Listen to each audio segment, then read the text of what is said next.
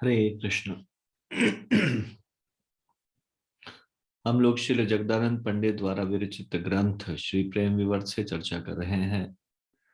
हम इसके 19वें अध्याय से चर्चा कर रहे हैं, जिसका शीर्षक है नाम रहस्य पटल, अर्थात पवित्र भगवनाम के गूढ़ रहस्यों का संग्रह।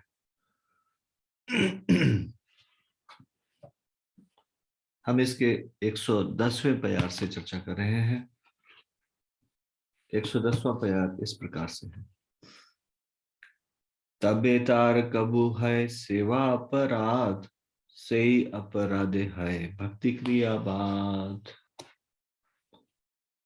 तत्पश्चात जीव अकस्मात त्रुटियां करता है और भक्तिमय सेवा करते हुए अपराध कर सकता है, जिसे सेवा अपराध कहते हैं।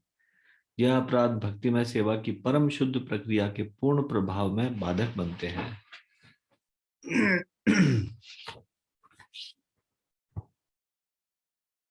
श्रील भक्ति विनोद ठाकुर अपनी पुस्तक श्री हरिनाम चिंतामणि में एक पूरे अध्याय में सेवा अपराध के बारे में बताते हैं, जिसमें से हमने 2 सेवा अपराधों के बारे में चर्चा की थी।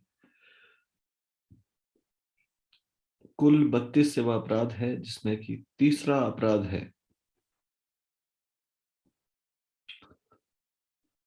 अर्चा विग्रह के समक्ष झुकने से बचना।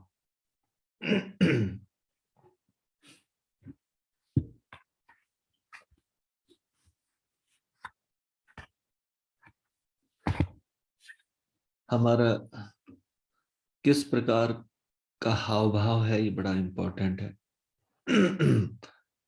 ये इससे अहंकार की झलक मिलती है। इस संसार में भी हम किसी से मिलते हैं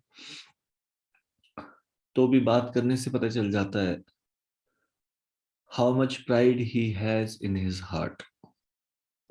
कितना अहंकार है उस व्यक्ति के हृदय में। हाँ, भगवान को विनम्रता पसंद है। भगवान का अंश हम सब है, हम सब लोगों को भी विनम्रता पसंद है। हम देखते हैं कोई विनम्रता से बात करता है तो हम उसके प्रति आकर्षित होते हैं। ये इसलिए है क्योंकि भगवान भी उस व्यक्ति के प्रति आकर्षित होते हैं जिसके अंदर विनम्रता होती है। विनम्रता शरीर के न केवल शब्दों के द्वारा वाणी से होती है, बल्कि शरीर के हाव भाव से भी प्रकट होती है।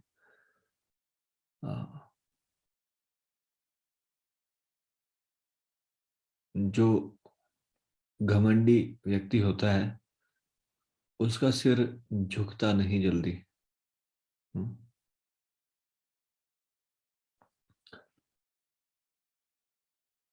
जो अहंकार से पूरित होता है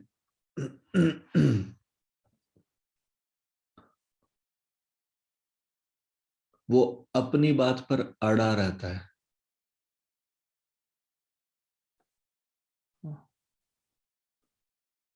इस संसार में हम देखते हैं कि जो वृक्ष पौधे झुकना जानते हैं, फ्लेक्सिबल होते हैं, वो बड़े से बड़े तूफानों को झेल लेते हैं। तूफान आता है, ये वृक्ष झुक जाते हैं। तूफान चला जाता है, ये दोबारा से सीधे खड़े हो जाते हैं। जो वृक्ष तना रहता है, झुकता नहीं, ऐसे वृक्ष टूट जाते हैं। इस संसार में भी अनेक प्रकार के तूफान आते हैं हमारे जीवन में, कठिनाइयों के रूप में,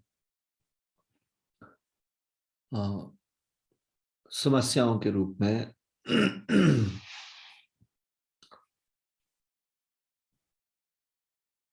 तो एक व्यक्ति को झुकना आना चाहिए, बहुत इंपॉर्टेंट है। भगवान के आगे तो कम से कम एक जगह तो सिर झुकाना ही चाहिए। भगवान और भक्तों के समक्ष सिर झुकाना आना चाहिए। ये एक बहुत बड़ी उपलब्धि है अगर ये चीज हमने सीख लिया। एक वरिष्ठ भक्त है इस्कॉन में। एक बार वो लेक्चर ले रहे थे और उनके लेक्चर बहुत व्यंग्य से भरे होते हैं, तो वो एक्सप्लेन कर रहे थे। ये बड़ा हास्य हास्य से भरा था, लेकिन इससे बड़ी शिक्षाएं मिलती थी। तो उन्होंने कहा कि जब दौलत आती है, दौलत, तो दो लत पड़ती है, दो लत लाते हैं। एक तो कमर पे और एक गर्दन के ऊपर। वो बोलते हैं उसके बाद वो झुकना भूल जाता है, फिर उसकी गर्दन ऐसे हो जाती है, अकड़ जाती है ऐसे। धन आने से व्यक्ति में अहंकार आ जाता है, ये उनका कहने का मतलब था, लेकिन वो बड़े अच्छे ढंग से समझा रहे थे। उसके बाद जब भी किसी से बात करते तो सीना तान कैसे, गर्दन ऊंची करके, गर्दन झुकना भूल जाते हैं। ऐसा प्रभाव है संसार में इस संपत्ति ऐश्वर्य का। व्यक्ति अपने आप को श्रेष्ठ समझना शुरू कर देता है और झुकना बंद कर देता है। हम्म। ये सिर गर्दन के ऊपर भार है एक, अगर झुकना नहीं आता तो what is the use of this body, अगर ये भगवान के शरीर, भगवान के समक्ष झुकना ना जाने। मैं जब दिल्ली में रहता था पहले, तो दिल्ली मंदिर में कई लोग आते थे और इस प्रकार से मंदिर आते थे जैसे कि साइट सीइंग करने आ रहे हो। हाँ, वाह वाह। एक पेंटिंग देखेंगे इधर उधर दाएं बाएं, बोलेंगे वाह क्या बढ़िया, बढ़िया है। उसके बाद मंदिर देखेंगे तो भी बोलेंगे वाह बहुत बढ़िया, बहुत बढ़िया, लेकिन सिर नहीं झुकाएंगे एक बार। गर्दन अकड़ गई जैसे ऐसा लगता है। ऐसे सीधी गर्दन करके आएंगे मंदिर और सीधी गर्दन करके वापस जाएंगे। मंदिर आने का तरीका भी नहीं पता, कैसे मंदिर आया जाता है। What is the use. सेवा अपराध में ये बताया गया है, झुकना आना चाहिए व्यक्ति को। सिर झुकाना बड़ा मुश्किल है कोई, मुश्किल है यदि अहंकार से ग्रसित हो व्यक्ति। ये अहंकार की पहचान है जिसको झुकना नहीं आता। मुझे याद है जब हम लोग यूथ फॉर्म की क्लासेस में जाते थे, तो वहां पे ये एटिकेट सिखाया जाता था कि जब भी वैष्णव आपस में मिले तो वो पांचांग प्रणाम करे। और वहां पे भक्तों को हम देखते थे, ना केवल वरिष्ठ भक्त, बल्कि बराबर या छोटे के भक्त भी आते थे तो भी वो प्रणाम करते थे। तो फिर सब लोग वहां पे जो मौजूद होते थे उसका उत्तर देते थे पंचांग प्रणाम वापस करके।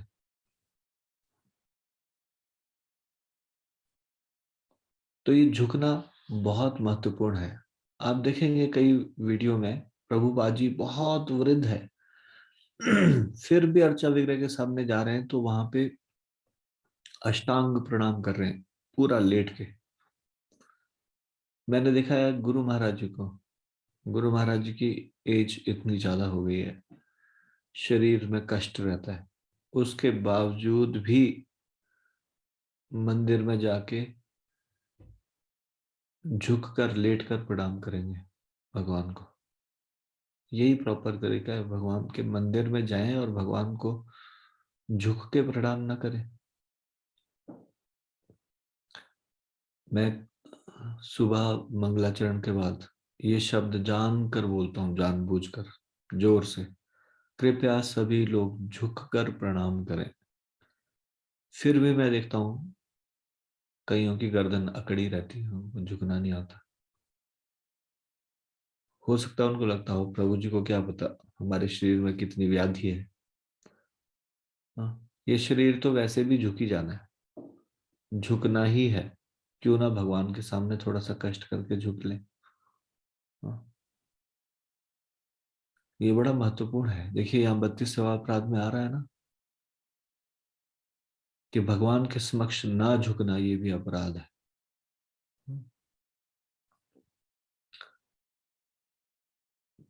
जितनी बार मंदिर में प्रवेश करते थे उतनी बार प्रणाम करते थे, ऐसे ही सिखाया गया था वहां पे भक्तों के द्वारा।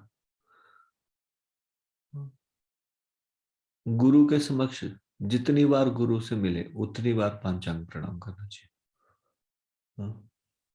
हम लोग कई बार गुरु महाराज से मिलते थे और उसके 15 एक मिनट बाद फिर से गुरु महाराज मिल जाते थे। जैसे मान लीजिए जन्माष्टमी फेस्टिवल में पहले वो हॉल में मिले, फिर उसके बाद पंडाल में गए, वहां पे फिर आमना सामना हुआ, फिर से पंचांग प्रणाम करते थे।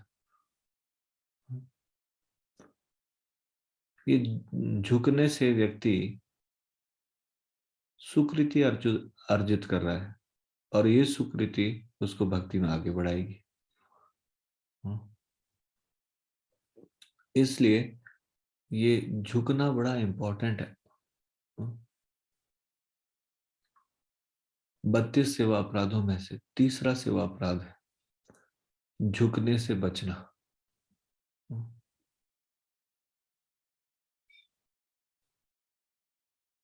और हम इस देखते हैं इस संसार में, ये पक्की बात है, जिनके अंदर अहंकार की मात्रा जितनी ज्यादा होती है वो उतना ज्यादा झुकने से बचते हैं।